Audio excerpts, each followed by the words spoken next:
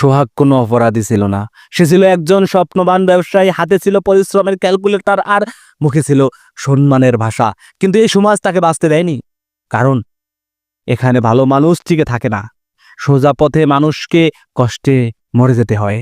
একটা পাথরেই বদলে দিলে সবকিছু, একটা মানুষ, একটা পরিবার, একটা ভবিষ্যৎ, সব শেষ। প্রশ্ন একটাই, আজ সোহাগ নেই, কাল কি আমি, তুমি কাল? সঠিক বিচার একমাত্র শান্তি, না হলে এই সমাজ প্রতিটা সৎ মানুষ একদিন হারাবে, হারাবে। সোহাগের মা চিৎকার করে কান্না করতেছে, বাবা তুমি না রাতের খাবার খাবে? সোহাগের স্ত্রী চিৎকার করে কান্না কাটতেছে। আপনাদের কি হৃদয়ে একবারও আঘাত হানাচ্ছে না? আপনারা কি টের পাচ্ছেন না কিভাবে মানুষগুলাকে তারা নৃশংসভাবে চিরদিনের জন্য বিদায় করে দিচ্ছে?